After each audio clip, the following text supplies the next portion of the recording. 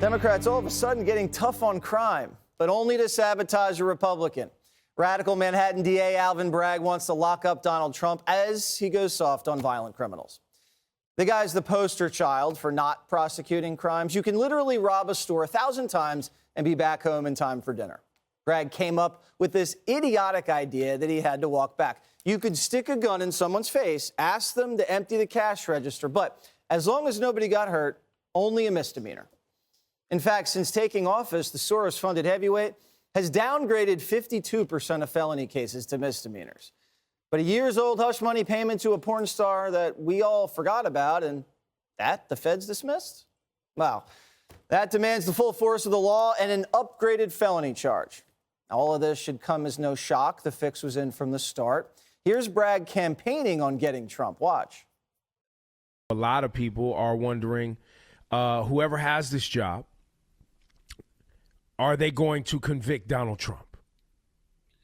Look, that is the number one issue. I'm the candidate in the race who has the experience with Donald Trump. I was the chief deputy in the attorney general's office. We sued the Trump administration over 100 times. And you believe it should happen? I believe we have to hold them accountable. House Republicans seeing right through Bragg's political charade and want to haul him before Congress. He brags about lowering felonies to misdemeanors and not prosecuting. Federal District of New York said this wasn't something they were going to pursue. The previous district attorney said this is something they weren't going to pursue. And even this district attorney said he wasn't going to pursue it. And then what happened? President Trump announces he's running for re-election, and shazam, no, now we're going to pursue it. Judge, is Bragg reaching the level of prosecutorial misconduct? He did it during the campaign. What are you talking about? He and Letitia James are focused on Donald Trump. You know, the criminal justice system is there to prosecute people who commit crimes, not to go after each and every one of us to the point where after 7 years, they think they've got something. They create the crime to fit the individual. That is an outrage. It is unethical. It is unprofessional. It is the same thing that Mark Pomerantz did. He was the United States Attorney, Assistant USA, with the Southern District in New York. This guy was known for going after Republicans. He then wants to work for free for Bragg so that he can just get Trump. He writes a book, unprofessional, unethical. He could be brought up before the Character Committee or the Commission on Attorney Conduct, the Grievance Committee. But it doesn't matter to them. They don't care.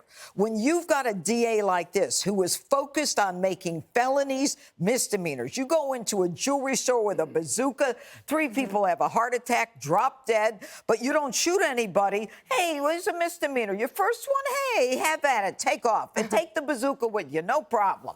Okay, but he is stretching to make a misdemeanor a felony where he has no jurisdiction. A misdemeanor of falsifying a record, he gets it to be, by the way, statute of limitations already passed in New York is 2 years. He then wants to raise it to a felony by saying the crime he intended to commit was a federal FEC crime in a presidential race, when the FEC said there was no crime, we're not prosecuting him, and that's gone past the statute of limitations. And now this guy says, I'm going to make myself a hero and make sure that we've got the first president in American history indicted, and I'm bringing him in cuffs. Are you kidding me? Why not a virtual arraignment if you have to do it at all? You politically corrupt leftist ideologue. That's what he is. And the shame of this is, as someone who spent 32 years as a prosecutor, this guy is training people not to prosecute criminals, but to let them out of jail and ignore the victims of crime. And he is responsible for blood on the hands, for the blood that's been spilled by so many New Yorkers by repeatedly letting out criminals over and over again. Jessica Tarlov, your response to that?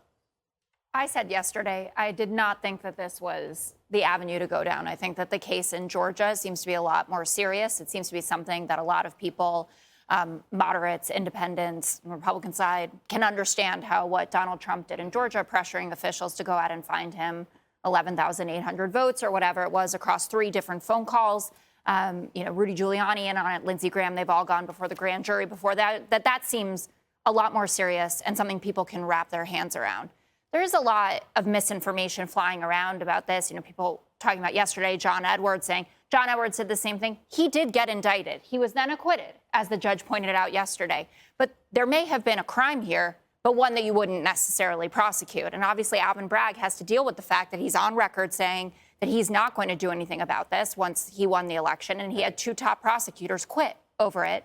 And now, what is the difference? And I read an op-ed today that I thought was really smart about it, to say, I happen to think the author that there was a crime committed here, and it is an FEC violation, but you need to tell me why now. Why did you suddenly wake up and decide this? Well, the talking point, though, about Alvin Bragg should be paying attention to these things and not these things, coming from people who represent districts that are more violent than New York City, really does annoy me, though. So Kevin McCarthy, Bakersfield, is more violent than New York City. You had Mike Pence talking about it. There are 3 cities, I understand he's not in office anymore, in Indiana, though, that are more violent than New York City. Indianapolis, number 10. New York City, number 59.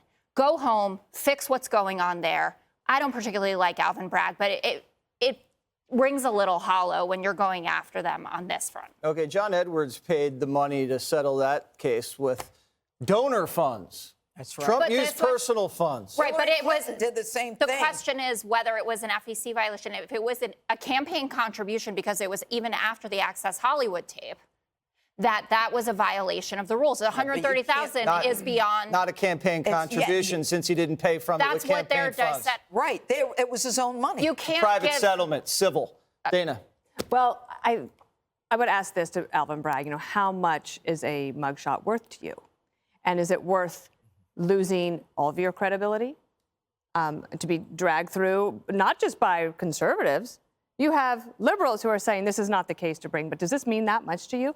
And is that why the timing? To the question of the person who thinks it was a crime, but is that why? Is that you want this? So the Democrats seem willing to actually break norms because of the threat that President Trump might one day break norms. And part of this also goes to just democracy itself. What do you know? There's liberal groups and conservative groups that go all over the world to try to counsel countries that are developing democracies about how you treat opposition. This is not how you treat an opposition. It's a terrible example, especially because all this convoluted, it was a misdemeanor, it wasn't, it was civil, it wasn't. And if it is not clear as day, the president did not shoot somebody on Fifth Avenue. That's something that people could wrap their heads around. Even in Georgia, they'd be like a phone call, like, well, maybe you could get there. But if they do this, then anything else that comes after that is not going to be taken seriously, because that already will be baked into the cake in terms of the voters' minds. Last thing for me is Politico did this profile of Alvin Bragg, and within it, Alvin Bragg is described as politically averse. This guy, he was definitely a Soros-funded prosecutor. He came in, he turned upside down the city's law enforcement, as the judge went through very clearly. And to say that he is not political is just insane. He absolutely is, and that's fine. And that's why, just be upfront about it. If you are actually going to go this route and you are political and you think you have a case and you're going to bring it, fine, but be aware of the consequences. And I imagine that at the end of 2024, they might not think the mugshot was worth it. What do you think? Mental note, don't go after Dana. Again, sorry about that. I should get here earlier. First off, he's downgraded burglaries, armed robberies, possession of non-firearms, and drug cases, but he's going to go after Trump. I thought it was very interesting. As we came out here, the New York Post had an exclusive story that Donald Trump is evidently in a great mood. Yeah. He says that he wants this front and center. He's loving being in the center of the storm. He wants the high-profile arrest. He wants everyone to see how ridiculous this is. He wants it filmed. He'll bring his own camera crew. But I agree with you, Dana. You know, Bolsonaro left the country because he knows he's going to be arrested. Musharraf had to leave the country because he knew he was going to be arrested. Why? He lost an election, and they don't like what he did when he was in power. It's an embarrassment to the country. That's what I care about most. Number two, what I think your stats might be right, Jessica. This is what bothers me most. Not that crime is high. What are you doing to stop it? And there's a sense among the police force here, they're not backed, and the DA that does not clamp down. So if there are these cities in Indiana, I'm sure you're right, are there police chiefs looking to crack down? Are they supported by local officials? Are they looking to crack down? If they were cracking down in New York City and we had the zero tolerance DA that said, I'm going to the smallest crime and the biggest crime, I go, wow, Mr. President, you lived in the wrong city for a long time. This is a no-nonsense DA. You're caught up in the dragnet. But instead, it's just the opposite, accept him. And I thought Van Jones said it. Back off. This is not where you want to go. And Lindsey Graham likes you better, but he did tell me this morning that he did testify in Georgia, and there's not a lot of there. When you put these phone calls in context, it is basically a guy going, man, how did I lose by 1,000 votes? There's got to be 1,000 votes, as opposed to find me 1,000 votes anywhere you can. And then when you look at Mar-a-Lago, compare it to Joe Biden's Penn Center and Joe Biden's house and Joe Biden's lawyer's house in Boston, that's kind of neutralized. And I think it's Trump up by 20 points, game on. Well, that certainly settles it. Hi, everyone. I'm Brian Kilmeade. I want you to do me a favor. I want you to click to subscribe to the Fox News YouTube page. This is the only way that I know for sure that you're not going to miss any great commentary, any great news bites, any great interviews coming your way on Fox. You can get it all here on YouTube. So subscribe right now.